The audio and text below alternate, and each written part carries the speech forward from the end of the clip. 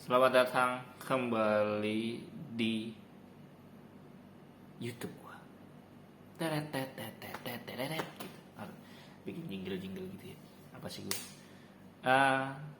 Kalau lu lihat beberapa video gue yang ada di YouTube, itu ada beberapa vlog gue yang sedang melakukan fogging. Atau fogging itu apa ya bahasa Indonesianya? Pengasapan di masyarakat gitu, di beberapa tempat yang memang difungsikan untuk mengendalikan perkembangan serangga, khususnya nyamuk gitu ya. Kegiatan fogging ya itu adalah kegiatan yang bisa dibilang digunakan untuk yang tadi gue bilang sih, membasmi serangga khususnya nyamuk ya, atau mengendalikan perkembangan, mengendalikan populasi dari serangga yang memang merugikan gitu. Selain untuk nyamuk, biasanya fogging itu juga dipakai untuk mengendalikan hama-hama pertanian. Itu bisa dipakai. Bahkan kalau ngelihat obatnya itu memang dikhususkan untuk pertanian sih. Kegiatan fogging yang gue lakuin itu pure permintaan dari masyarakat. Jadi memang kita di Palang Merah Indonesia, khususnya di Kota Tangerang ya, itu tidak menawarkan kegiatan fogging ke masyarakat, tapi masyarakat yang memang melapor ke kami bahwa ada kenaikan kasus DBD di daerahnya gitu kan, terus akhirnya butuh fogging. Masyarakat memutuskan untuk butuh fogging. Akhirnya kami dari Palang Merah Indonesia di Kota Tangerang akhirnya membalas permintaan tersebut dengan yang mendatangkan relawan-relawan untuk selanjutnya melakukan aksi fogging gitu. Yang mau sebenarnya gue cerita di sini ya, kegiatan fogging itu sebenarnya bukanlah kegiatan yang direkomendasikan untuk mengendalikan atau membunuh serangga khususnya nyamuk gitu ya. Karena memang itu sebenarnya untuk mengendalikan populasi hama di pertanian atau perkebunan gitu. Enggak untuk manusia, enggak untuk di lingkungan tempat tinggal manusia. Karena bisa dibilang kegiatan fogging ini lebih banyak zat yang yang berbahayanya lah. Kalau gue sih ngomongnya zat yang menyebalkan ya. Berbahaya sih bukan berbahaya yang maksudnya bisa mengancam nyawa, nggak sampai segitunya. Tapi yang memang dia menyebalkan aja. Dan kadang ada sahur.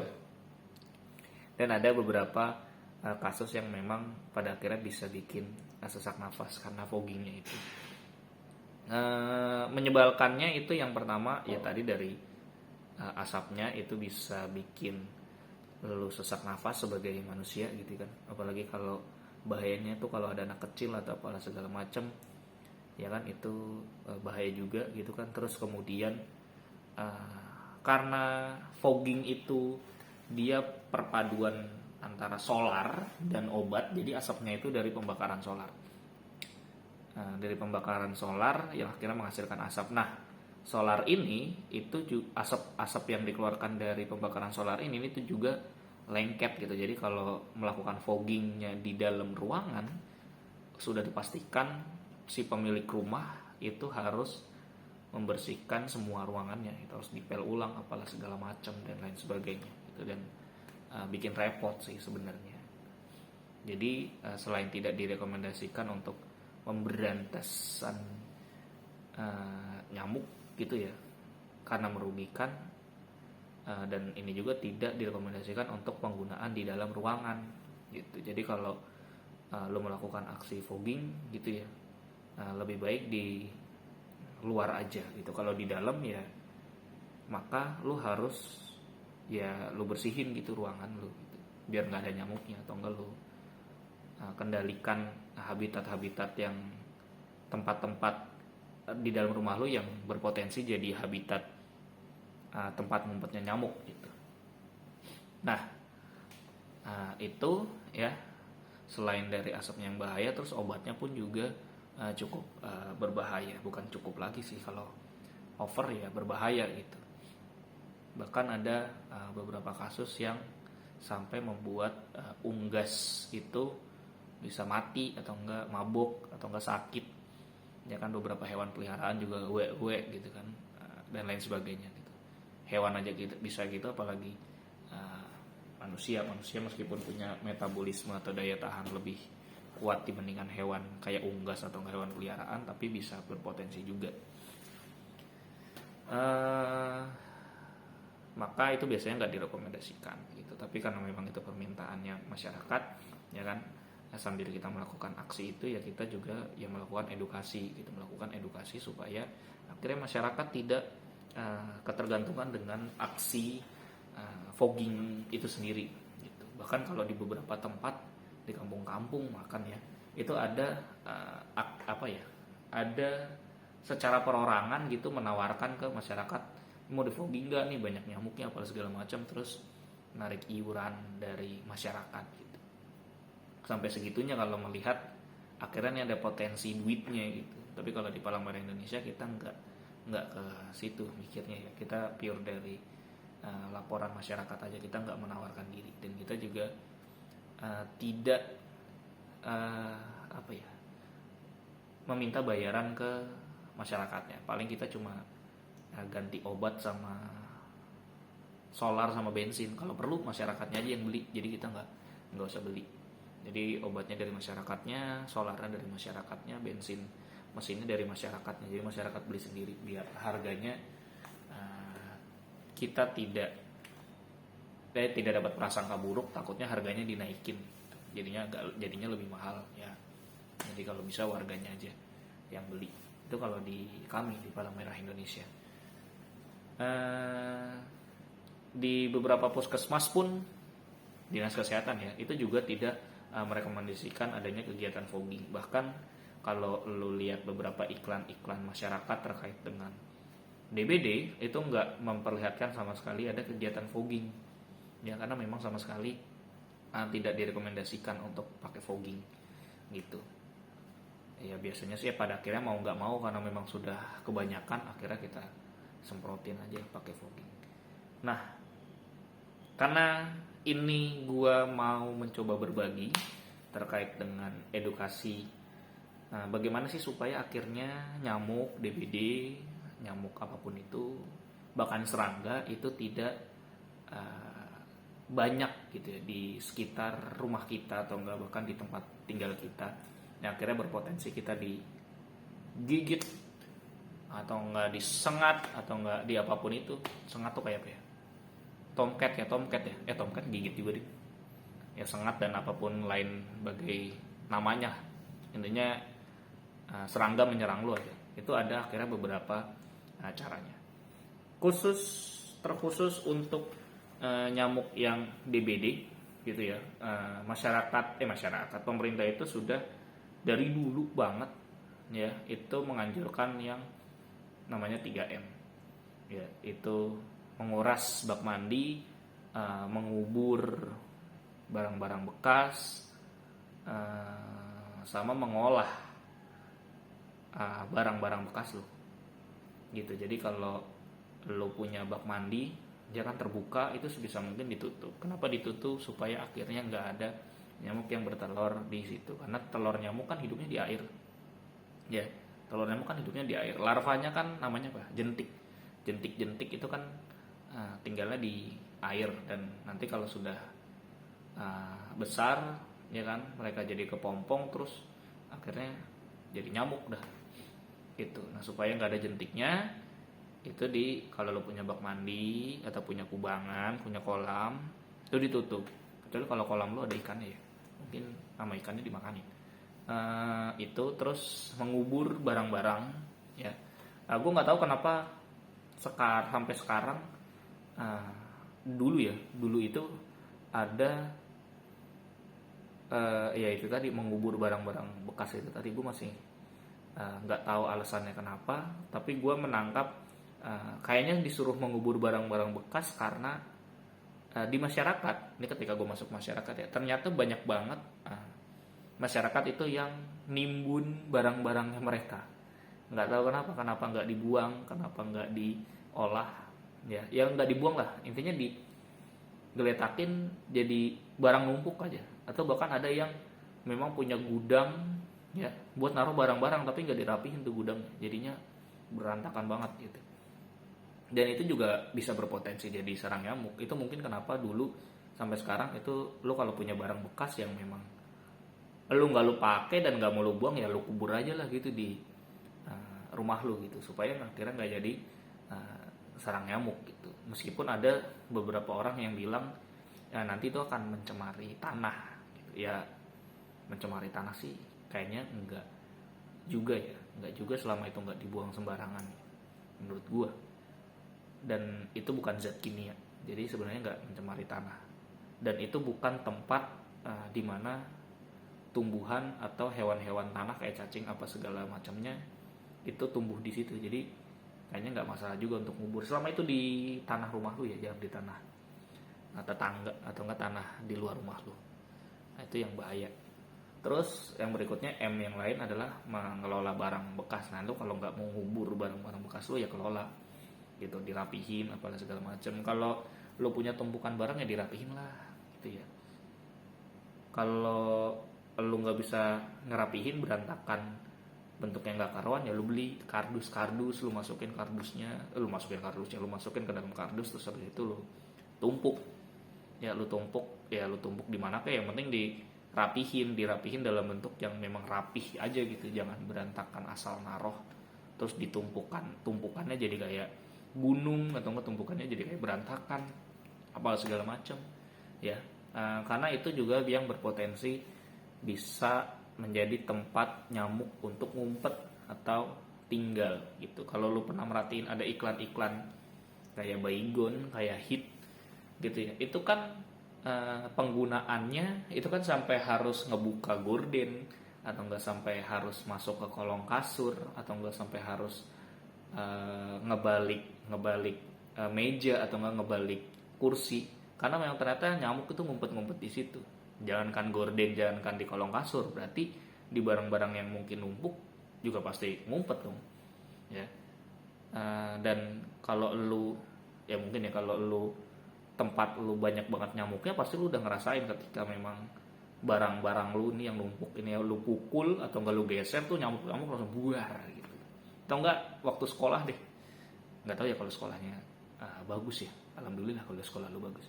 Kalau sekolah lu sekolah negeri nih yang kelasnya kadang nggak dirapihin apa segala macam, nah itu biasa di kolong meja itu nyamuk semua tuh. Jadi kalau anak-anak waktu gue SD SMP itu kolong meja gue tuh nyamuk semua. Bahkan sampai waktu SMP gue nih, itu semua meja itu diganti jadi meja besi, dan kolong mejanya tuh diganti jadi besi jaring-jaring. Jadi bukan kolong yang bener-bener kolong gitu lah, tapi ada jaring-jaringnya, biar akhirnya itu nggak jadi sarang nyamuk. Sampai segitunya tuh sekolah gue waktu SMP dulu gitu. Terus itu ya untuk mengendalikan nyamuk DBD versi pemerintah gitu. Terus ada beberapa ilmu lainnya gitu untuk mengendalikan nyamuk DBD supaya nggak bersarang di sekitar rumah lu, yaitu dengan cara yang pertama adalah mengalirkan aliran air, got atau saluran air yang ada di depan rumah lu.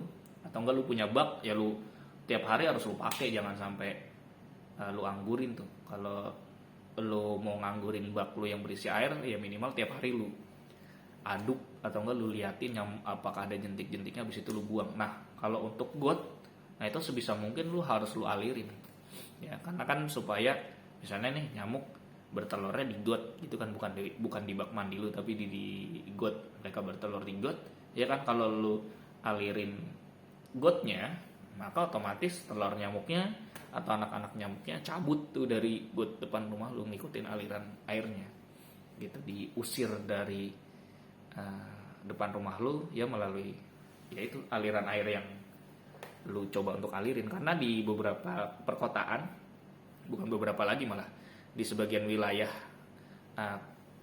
yang padat penduduk, ya perkampungan, kompleks ataupun lain sebagainya, yang gotnya ukurannya kecil ya, maupun yang ukurannya bahkan 1 meter, itu cenderung tidak ngalir gotnya, dan itu bisa berpotensi jadi tempat berkembang biaknya nyamuk gitu.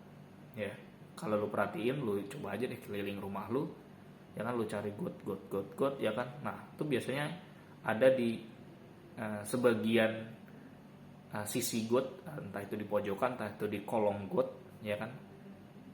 Itu pasti banyak nyamuk yang ngumpul di situ. Kalau lu alirin nanti nyamuknya bubar aja, atau enggak kalau lu timpuk gotnya ada nyamuk banyak aja, kalau enggak lu ya itulah gitu.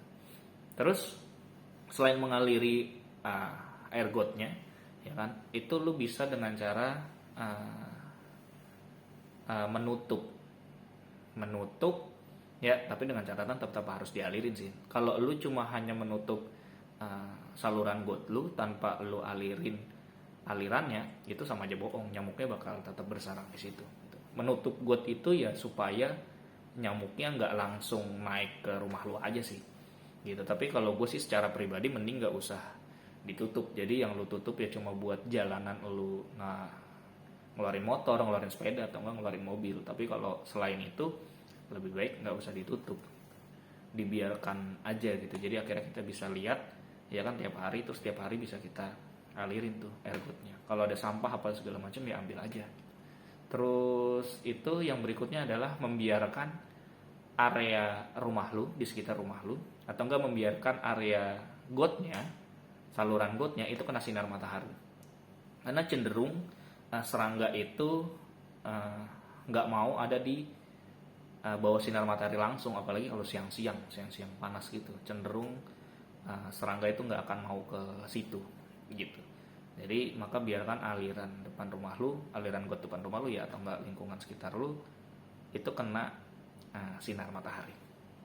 Oke, itu bisa tuh ya. Ini cara ini gue temuin dari ada YouTuber Indonesia, dari Indonesia juga, tapi dia keturunan bule yang tinggal di hutan gitu. Kalau pernah sekali dia diinterview, kenapa tinggal di hutan, bukannya ada nyamuk apa segala macam, emang nggak digigitin nyamuk? Nah, dia jawab dia tinggal di hutan, ya kan, di tengah hutan itu membangun rumahnya dengan syarat pohon-pohon di sekitar rumahnya itu harus nggak ada dalam radius berapa puluh meter gitu. Nah, supaya kenapa? Supaya matahari itu terus menyinari lingkungan di sekitarnya sama rumahnya, supaya akhirnya serangga itu nggak berusaha untuk nyebrang atau nggak berusaha untuk masuk ke dalam rumahnya gitu. Nah, itu teori ini ternyata bagus gitu, dan itu bisa dipraktekin.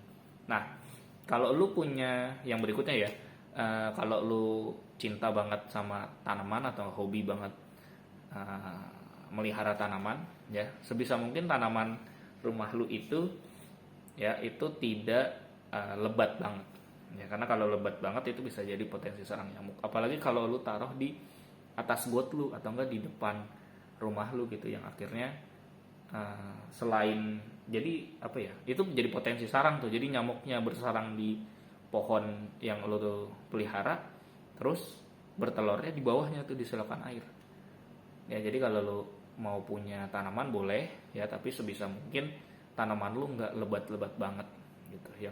Yang kalau bisa sih tiap harinya selalu lu rawat, nggak cuma lu kasih air, nggak cuma lu kasih pupuk, tapi ya lu guntingin kalau udah lebat gitu, atau enggak lu kendalikan tinggi pohonnya supaya nggak tinggi-tinggi banget.